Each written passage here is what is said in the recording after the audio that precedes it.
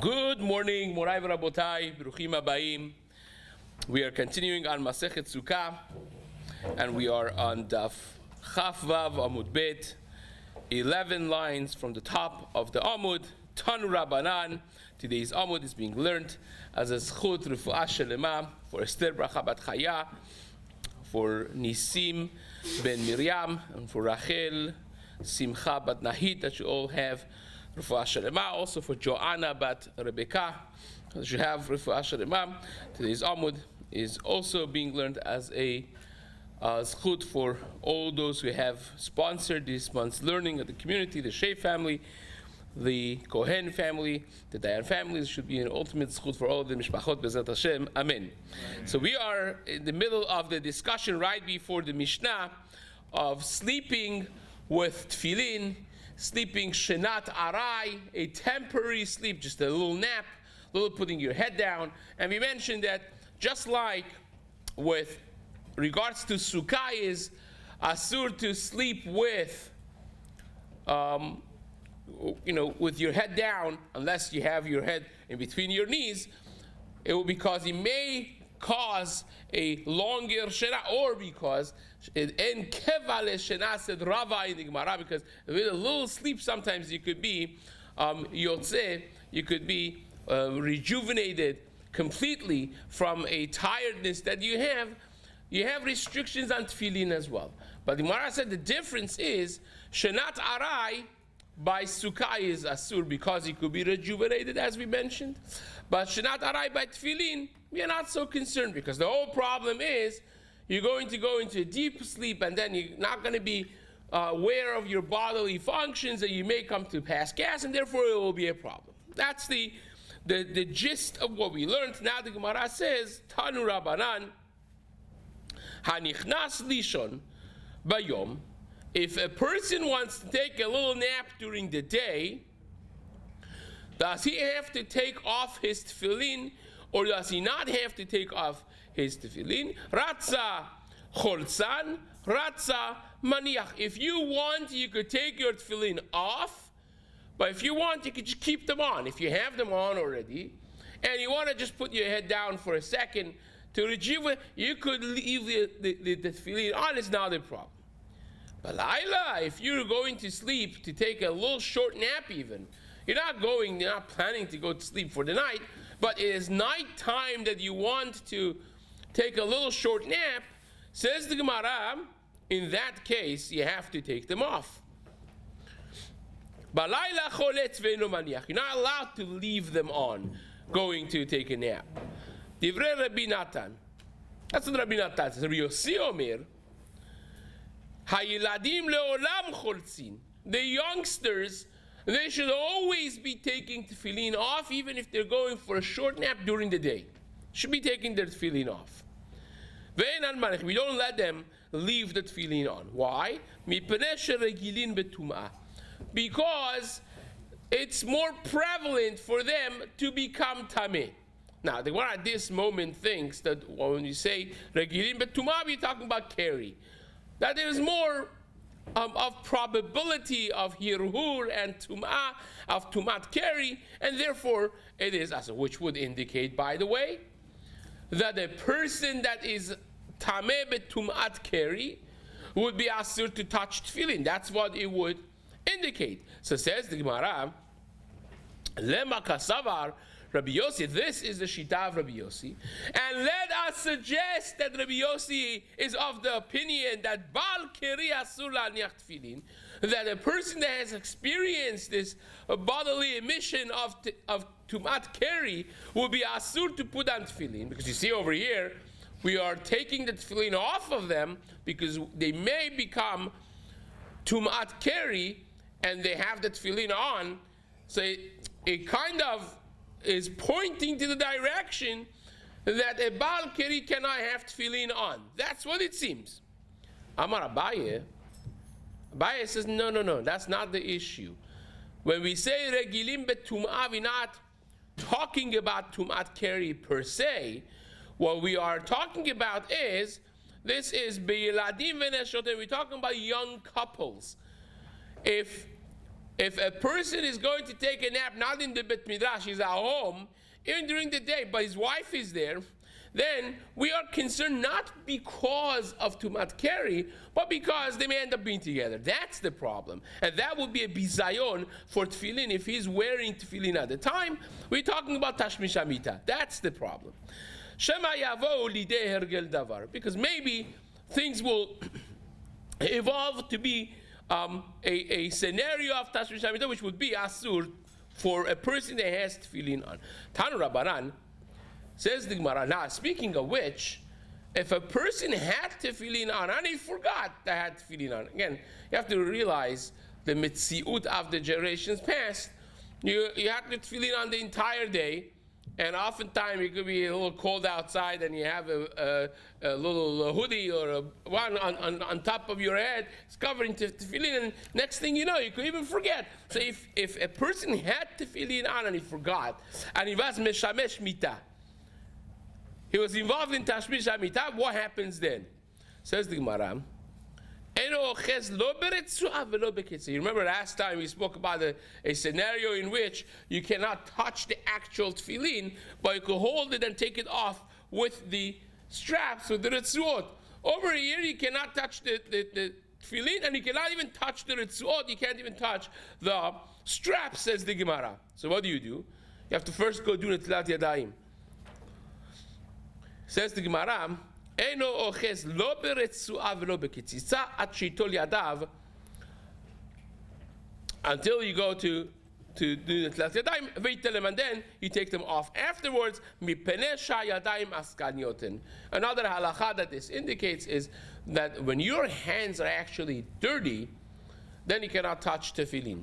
Tefillin needs hands that are clean, and a person that may have touched areas of the body that are full of sweat and it's not considered clean, then it will be asur. Now this actually has lots of halachic ramifications nowadays versus the times of Chazal. For instance, there are many of the American poskim in the last generations that they felt that the halacha of Shulchan Aruch, that the person that scratches their head, touching the scalp of their head would need Netilat Yadayim, does not necessarily apply for a lifestyle in which we are born OCD with showers in baths, and you just took a shower today. Every day, if you every single day are taking a shower or two, so then perhaps that halacha of milmuleh ze'ah, of having accumulated sweat that's considered halachically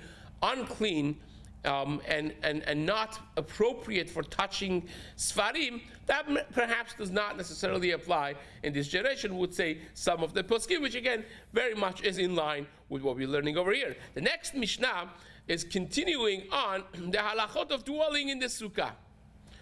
What is the halachot of yeshiva besukkah? Again, we are off the topic of what sukkah is kasher, what sukkah is pasul. We're talking about what are the halachot of living in the sukkah. So in line with what we started of eating achilat arai, a temporary eating of a little meat, of a little rice, or a little small amount of bread, in that line, the Mishnah says, Ma'aseh ve'eviulo. Again, we spoke in the previous Mishnah that achilat arai is mutar, right? A little temporary eating is fine. That's what we learned in the last Mishnah. And this almost is like the middle of the Mishnah going on, a story that the Gemara, the Mishnah brings of some of the Tanaim, how they handled when they were offered to eat something arai, something that's not a full seudah in the sukkah. They brought some food for Rabbi Yochanan ben Zakkai to just taste. It's not a seudah, a little taste before the seudah, appetizer. It's a little appetizer before seudah.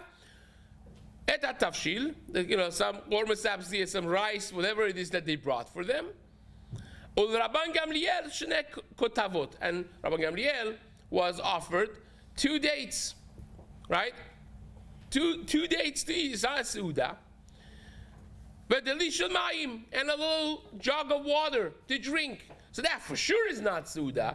So that certainly is something that is considered shtiyat arai. It's not considered something that you're obligated to eat or drink in the sukkah. And surprisingly, both Rabban Yochanan ben Zakkai and Rabban Gamliel said, Amru he'elum lesukkah, take them up to the sukkah, we will eat them inside the sukkah, not outside. In other words, they were sitting outside the sukkah when they offered them this food or the water. And both Rabban Yochanan ben Zakkai and Rabban Gamliel said, we're not going to drink or eat here. Take them to the sukkah. We're going to be there. In a moment, we'll have them in the sukkah. Right? Which is very strange coming from the last Mishnah. Because last Mishnah seemed to say exactly the opposite of this. That's mutar. And then you bring a story that says you should not be doing that.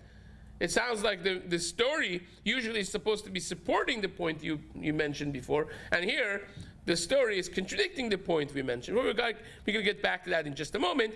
Says the Mishnah, just to finish up,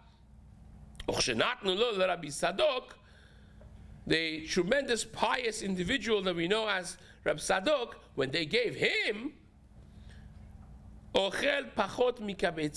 they gave him food that was less than bread, in this case. That's less than kabetza. Netalo b'mapa, he wrapped his hands with a cloth, not to touch the actual bread. Ve'achalo chutz l'sukkah, and he ate it outside of sukkah. Ve'lo birech acharav, and he didn't even bench. Right? So this obviously needs a little background from the Gemara in Masechet Brachot. There the Gemara in Daf Memchet has a discussion among the Tanaim, Rabbi Meir and Rabbi Yehuda. Rabbi Meir is machmir with paskin like Rabbi Meir, surprisingly in this case, because of an earlier Gemara in Daf Lamed Chet, and the Gemara also in Daf Mem Chet. This is a complicated sugya. The entire long Tosafot that you see on the side talks about this as well. So this is the shita of Rabbi Yehuda, that anything less than kabetza is not considered a seudah that you would bench on. So Rabbi Sadok holds like that. We don't paskin, we hold that even a kazayit would be something that you would bench on, perhaps, and other bracha achronas as well.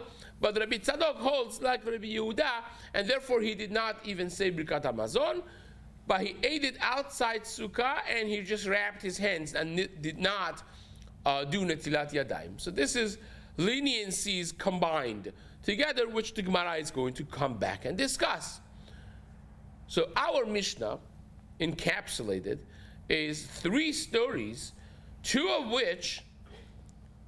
the cases is Rabban Gamliel and Rabban Yochanan ben Zakkai, that they refrained and refused from eating even a cup of water or a little date or a little taste of the food outside of Sukkah, which seems like a very big chumrah, not aligned with the Mishnah previously. And then you have Rav Tzadok that actually was very aligned with our Mishnah, that was mekel, it was lenient, but not just a regular leniency. He was more lenient than what we learned before. Because you remember, we all remember, we had Rabbi Yosef in our Gemara that said, Achilat arai is how many bet kabetzas? 2 or 3 even, right? That's considered achilat arai. And even Abaye, who disagreed with him, he said, like the amount that a young student of Torah stuffs his mouth before running to yeshiva, that was, according to Tosafot, 1 kabetza. Still is mutar. And here Rav Tzadok ate less than a kabetza, which means if he was a kabetza, he would need to eat it in sukkah. So everything seems to destroy and not be aligned with what we learned before. So we got a lot of problems to fix today. With that being said, the Gemara starts.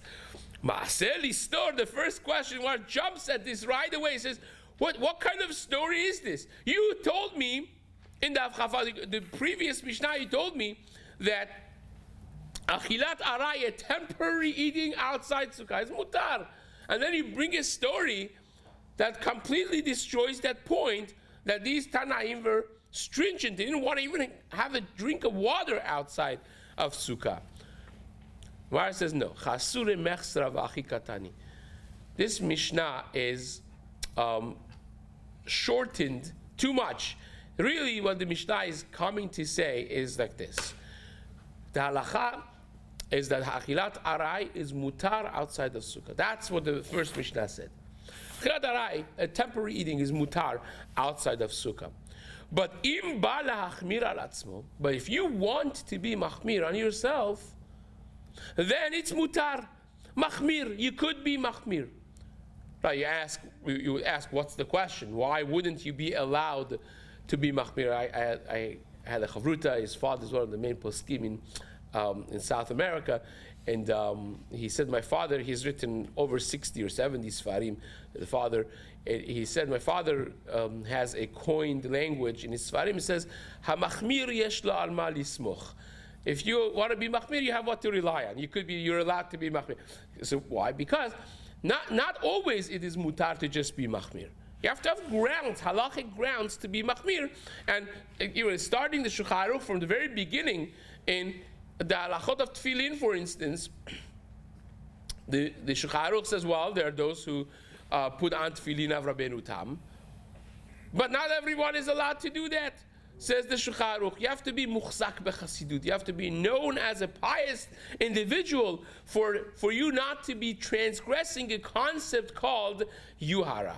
Michzi ke yuhara. It looks like you are arrogant. It looks presumptuous. Who do you think you are?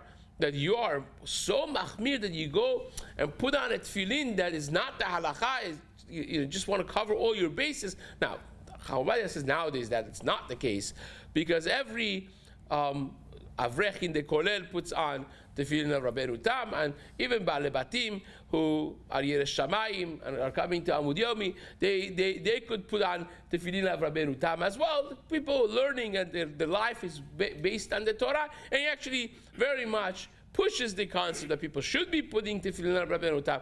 It has also a Kabbalistic twist to it, that according to Zohar and the Mekubalim, perhaps a person must put tefillin of Rabbeinu Tam, and short of that, you're not yotze the entire mitzvah of tefillin. So, but the Shulchan Aruch, who doesn't deal with that, it just says a person who is muchzak bechasidut is allowed to do it. Short of that, you're not supposed to be putting, because it's presumptuous, because it's michzi kiyuhara. And the Gemara here is coming to address that point. Says the Gemara, that's why you need to know that you could be machmir, you're allowed to be machmir, velet beh mishum yuhara. It doesn't have this halachic issue of michzi keyuhara, that it is presumptuous. And that the Mishnah brings the story of Rabban Gamliel and Rabbi Yochanan ben Zakkai, that they were actually stringent. They didn't even want to drink a cup of water outside of Sukkah. Nowadays you find many individuals, especially in the Hasidic circles, that they are very stringent. They won't have even a little cup of water outside. The Sukkah comes really from, is tucked away in the Chav Vav Amud Bet, in the bottom of the Amud, and says the Gemara, ומעשה נמי והביאו לו לרבן יוחנן בן זכאי לטעום את התבשיל ורבן גמליאל שני כתבות ודלי של מים ואמרו העלום לסוכה. You know, that's the story, that's the background of this Mishnah, who brings the stories of people who were not lenient, but on the contrary, they were machmir, not to even have water. Now the Gemara discusses the last story that the Mishnah brings, and that's the story of Rab Tzadok. Uchshenatnu lo leRab Tzadok ochel pachot mikabetza. When they gave bread that was slightly less than kabetza to Rab Tzadok, and Rab Tzadok, instead of washing the tladidayim and running into the sukkah, he just wrapped his hands with a mapa, with a little cloth, and said hamotzi outside of sukkah. He ate it, and he didn't even bench. So says the Gemara, V'lo birech acharav hakabetza. You could infer from this Mishnah that hakabetza, if it was kabetza of bread, by sukkah, it would need to be eaten in the sukkah, right? Which is pretty straightforward. But the problem is, we learned in the Gemara before both according to Rabbi Yosef and Abaye, that we mentioned 5 minutes ago, that either one kabetza or even 2 or 3 kabetzas still is considered achilat arai. It's still considered not something that would require sukkah. Lema tevet yufta de Rav Yosef Abaye. This should be this proof for Rabbi Yosef and Abaye. Remember, this is a Mishnah. So the Mishnah and Rabbi Yosef and Abaye, they're both Amoraim. So if you have a diuk, a legitimate halachic diuk from the Mishnah, that certainly would throw off the shita of the Amoraim. So it should be a bomb kasha. Yufta is a strong question on Rabbi Yosef and Abaye. And says the Gemara, not necessarily. Dilma pachot mikabetza netila uberacha lo bai. Ha-kabetza bai netila uberacha. You know what it is not the halachot of sukkah. Maybe a kabetza of bread still would be patur from sukkah, up to a kabetza. More than a kabetza would need sukkah. Kabetza itself would not need sukkah, but kabetza itself already, once you hit kabetza, that would need already netilat yadayim, and you also would need birkat hamazon. But still doesn't need sukkah until it's more than kabetza. So therefore, our Mishnah, even though that is said in the context of a person eating outside of sukkah, is not necessarily coming to disagree with the concept that Abaye and Rav Yosef said. They are talking about eating more than kabetza outside of sukkah, and here would be the same. If he would have more than kabetza, he would run in the sukkah. Kabetza itself doesn't need sukkah, right? So that would be the explanation that would save the shita, the halachically shita of Abaye and Rabbi Yosef. The next Mishnah says, Rabbi Eliezer Omer, Arba esre seudot chayav adam lechol basukah. A person is obligated to eat 14 seudot during the course of Chag HaSukkot in the sukkah. How did you figure 14? Because 7 days of Chag HaSukkot, 2 seudot every day will give you 14 seudot that you have to eat during the course of Chag HaSukkot. So says the Mishnah, Achat bayom ve'achat balayla. Every day, 1 during the day and 1 during the night. Ve'chachamim omrim, Chachamim disagree with Rabbi Eliezer. They hold, en ledavar kitzba. There's no set amount of seudot that you have to eat during the Chag HaSukkot. Chutz milele yom tov rishon shel Chag bilvad. Only the nights of Yom Tov, the beginning of the Yom Tov Rishon of Chag. I mean, the Yom Tov Sheni, not Yom Tov Sheni Shel Galuyot, but the other end of the Chag, Shmini Atzeret, is not necessarily fully a part of Chag HaSukkot anyways. So here says Chachamim, we're talking about the first night of Chag HaSukkot in Eretz Yisrael, first 2 nights of Chag HaSukkot in Chutz La'aretz, Lele Yom Tov Rishon, that you are obligated to have bread in the sukkah. You're obligated to have a seudah, which means bread, in the sukkah. Outside of that, short of that, you could do whatever you want. Obviously, you're not going to be fasting for 7 days, but you could use the leniencies we mentioned before to have achilat arai and go get by the whole Chag HaSukkot without having any other seudah. If you want to have seudah, then it has to be in the sukkah. So Shabbat Chol HaMoed, you're obligated to eat seudah, so you can't have seudah outside the sukkah. But it's not caused by Chag HaSukkot that you have to have seudah, short of the first night or nights of Chag HaSukkot. That's the shita of Chachamim. Ve'od amar Rabbi Eliezer. On top of the fact that Rabbi Eliezer has this chumrah of 14 seudot during Chag HaSukkot, he has another halacha. Mi shelo achal lele yom tov harishon. If you, for whatever reason, did not have seudah on night of the first night, the second night of Chag HaSukkot, can you make it up? Can you make over, because I missed the first night, now I'm going to make Says Rabbi Eliezer, you could still make it up. Yashlim belele Yom Tov Acharon. You could do it in the other end of Chag HaSukkot in Shmini Atzeret, even though that's not Chag HaSukkot really, but you could make up the Seudah in Shmini Atzeret. Now we have to know why. Chachamim say, En ledavar tashlumin. There is no tashlumin to be had if you missed the mitzvah of eating a kabetza, eating seudah in the sukkah, in the first night of Chag HaSukkot. En ledavar tashlumin. You missed it, there's no making over for it afterwards. Ve'al ze ne'emar, on this it has been said, me'uvat lo yuchal litkon, ve'chesron lo yuchal lehimanot. Something that has been made crooked, you cannot fix sometimes.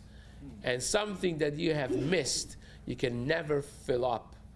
You can never fill up. You know, there's this meme that they had from a father and a son that are walking, and their body is one of these like sand clocks, right? That you turn over, and the son is just started to drip in, and the father's is almost finished. And it says, don't waste your time, it's never going to come back. There are certain things, the Mishnah in Chagigat of Tet, we had this. The Gemara said, what is considered a crooked that cannot be fixed? If a person has created a mamzer, that's a meuvat, that's someone doing something wrong, and that the outcome of it will never be able to be fixed. The person is going to remain a mamzer for the rest of his life. And the Gemara there says, what is a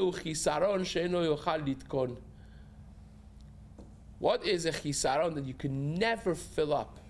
Is a person that missed a kriyat shema shel shacharit, a kriyat shema shel arvit. You came late to shul on Shabbat morning and you missed the time of Magen Avraham shacharit. You could go through 70 years of life afterwards. You'll never make that shacharit, that kriyat shema that you missed the zman. You'll never. That's a mitzvah that is lost forever. A person missed their alarm clock and didn't make it to Amud Yomi. Yeah, you can make a decision to come to Amud Yomi for the next month 5 minutes earlier, and that's what you probably should do. But that day that you missed, it will never come back. It's me'uvat lo yuchal litkon vechesron lo yuchal leimanot. If you miss that mitzvah, the opportunity of having the kabetzav bread on the first night of Chag HaSukkot, yeah, there are going to be hopefully many more Chag HaSukkots coming and you'll do it. But this one mitzvah, the opportunity that you had, and you a missed opportunity, you can never fill up, you can never make up. There's certain things in life that if you pass on them, they're going to never come back. Every second of precious life that a person has as an opportunity to do mitzvot, it will never ever come back. That second will never come back. You hope for many more seconds to have, many more opportunities to come up, but that which you missed is never going to come back. It's something so powerful that the Mishnah tells us, says you missed an opportunity of mitzvah. You know, indeed, the concept of chet, we talk about chatanu, right? What does chet mean? People mistakenly translate chet as sin. Incorrect. All chet means in Lashon HaKodesh means missing opportunities. When you're talking about archers in Tanakh that would hit a hair and not miss, it says, Kolea el ha'se'ara velo yachati. They would not miss. When Bathsheba comes at the end of David HaMelech's life to him to ensure that Shlomo HaMelech is going to be the successor of the Melucha, of the throne, says, V'ha'iti ani v'Shlomo beni chataim. We will be missing. Not that we will be sinners. That makes no sense. We're missing. A missing of a mark, missing of an opportunity is the ultimate sin.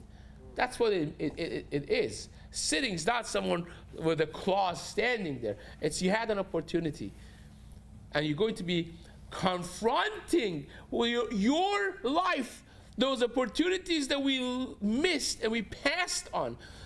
confronting that reality at the end of life, when you see the people who didn't miss, how ahead they are, and you didn't, that is the ultimate Gehenna, if you want to call it. It's the ultimate punishment, ultimate sin. So that's what the Mishnah says, "Me'uvat lo yochal litkon, vechisaron, vechesron lo yochal lehimanot," on which the Gemara says, "My Tamad Rabbi Eliezer." Where do you see the concept of 14 seudot at Chag HaSukkot? Where is he coming from? Says the Gemara, Teshvu ken tadur, because you're supposed to be living in the sukkah like a regular living that you have.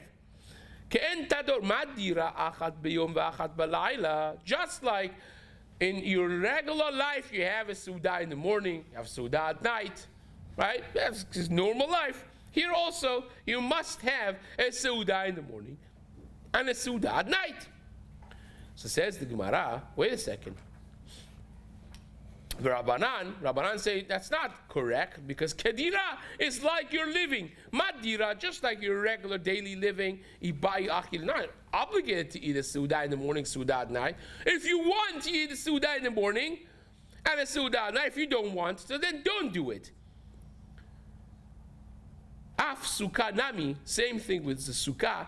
Ibai Achil, Ibai Lo Achil. If you want, you could eat Sudah. It's not an obligation. If you want, you could have it. If you don't want, that's also fine. En ledavar kitzpa, in the language of Chachamim in the Mishnah, there's no set amount that you must have, short of the first night of Sukkah or nights of Sukkah, that you're obligated to eat, which really brings us to the discussion of where do we know that the first night of Sukkah you have to eat in the Sukkah. The Psukim in Chag HaSukkot don't discuss that. All we have seen so far in the 26 block Gemaras that we have done is Chag HaSukkot ta'aseh shivat yamim, 7 days of Chag HaSukkot, right?